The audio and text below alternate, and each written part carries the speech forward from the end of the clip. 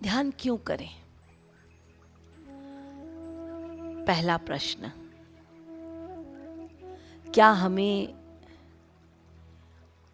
दुख है, उन दुखों से मुक्ति पाना है, इसीलिए ध्यान करना है? या हमारी कोई संसारी कामनाएं हैं, उसको पूर्ण करना है? बेटे की नौकरी नहीं लगी, विवाह नहीं हुआ, संतान नहीं है, आदि आदि ये संसारी कामनाओं के लिए हम ध्यान करने बैठे हैं?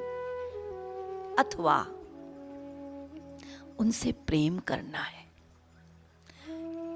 किस लिए ध्यान करने बैठे हैं? तो मैं आप लोगों को ध्यान करवा रही हूं, ना तो सांसारिक कामनाओं की इच्छा के लिए, ना ही दुख निवृत्ति के लिए। आप यहां ध्यान करने बैठे हैं, जो आज तक नहीं किया वो करना है। वास्तव में जिनसे प्रेम करना है वो किया नहीं। जो हमारे जीवन धन है, जिन्होंने हमें ये जीवन दिया, आज ये जो प्राण हमारे शरीर में है, उनकी इच्छा से ये प्राण है तो जीवन है, और मृत्यु की घटना भी हमारी इच्छा से घटित नहीं होती, अपितु उनके अनुसार होती है। वही प्राण देते हैं और उनकी इच्छा से ही प्राण जाते हैं। इसीलिए हम उन्हें प्राण धन कहते हैं, जीवन धन कहते हैं, और वही हमारे सर्वस्व भी हैं। क्यों सर्वस्व हैं? लॉजिक से समझिए। क्योंकि जब हम इस मृत्यु लोक में आते हैं तो जितने समय के लिए आए हैं, उतने समय के लिए जो जो हमारे रिश्ते नाते बनते हैं, वो कुछ काल के लिए, कुछ समय के लिए। जब अंतिम यात्रा करते हैं तब कोई भी हमारे साथ नहीं जाता, एक को छोड़कर। जब हमारी आत्मा यात्रा करती है अंतिम, तो उस आत्मा के साथ उसका नित्य संबंधी वो परमात्मा साथ रहता है। फिर हम जिस भी शरीर में जाएं, उस शरीर में वो हमारा रक्षक, वो निरीक्षक, वो परमात्मा साथ में है। कुत्ते बने, बिल्ली बने, गधे बने, जिस भी शरीर में जाए वो भगवान साथ हैं। तो भगवान हमारे सनातन साथी हैं, बाकी सारे साथी छूट जाते हैं, वो सदा साथ में रहते हैं। तो इसीलिए जो सदा साथ देता है, विचार कीजिए कि जब हम गर्भ में आए तो क्या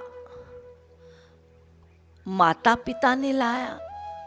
ना, माता पिता तो बेचारे जानते भी नहीं शरीर क्या है, आत्मा क्या है।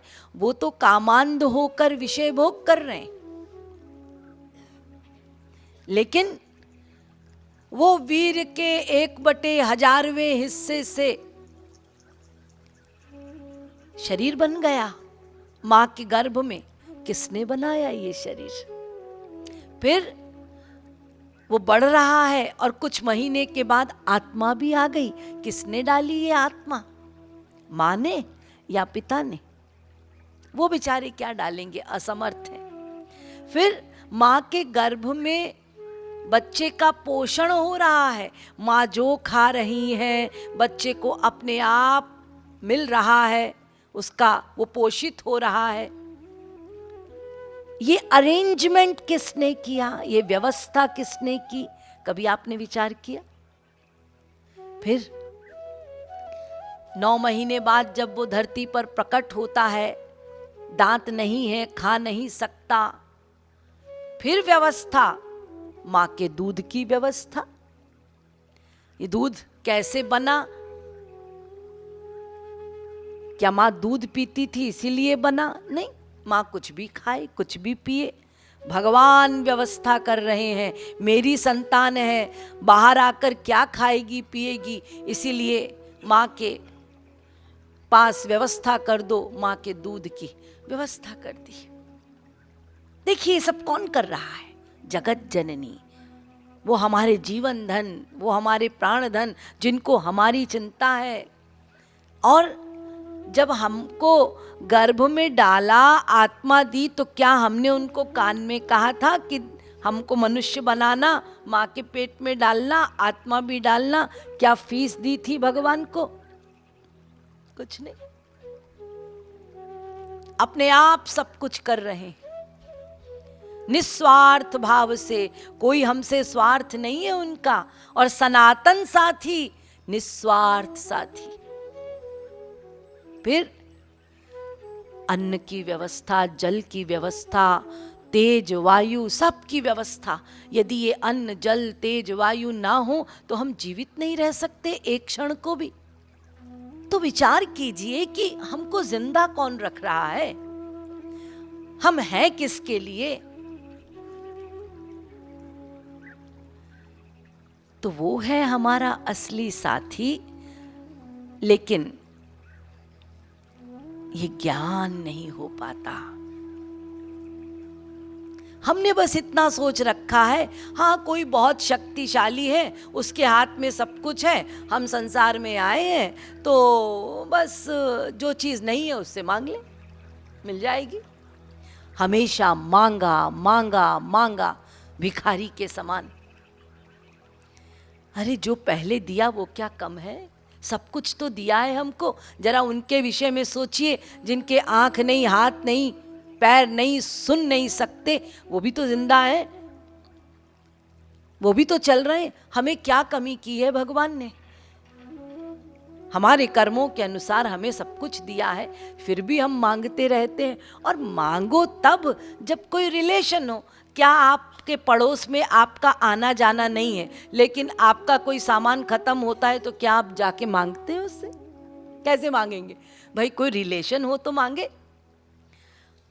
तो आपने कोई रिलेशन तो बनाया नहीं भगवान से। और जब दुख आया या कोई प्रॉब्लम आई और कुछ हुआ तो मांगने चले गए। मांगा तब जाता है जब संबंध बनाया जाता है, जब प्यार होता है, तब मांगने का अधिकार बनता है। तो इसीलिए मैं तुमसे बिना संबंध बनाए ये नहीं कह सकता कि मेरे दुख दूर कर दो, या मैं ये नहीं कह सकता कि मुझे ये सामान दे दो, क्योंकि मैंने तो तुम्हें कभी अपना माना ही नहीं, तुमसे प्यार किया ही नहीं। तो इसीलिए मैं जो ध्यान आपको करवाऊंगी, उस ध्यान में आपकी कोई कामना नहीं होगी। मैं कुछ मांगने के लिए भगवान का ध्यान नहीं कर रहा। मेरे दुख दूर कर दो इसलिए मैं भगवान का ध्यान नहीं कर रहा, अपितु वो वास्तव में मेरे हैं। और इस बात को स्वीकार करके आज मैं उनसे प्यार करना चाहता हूँ, उनसे प्रेम करना चाहता हूँ, उनकी उपासना करना चाहता हूँ। इसीलिए मैं ध्यान करने जा रहा हूँ।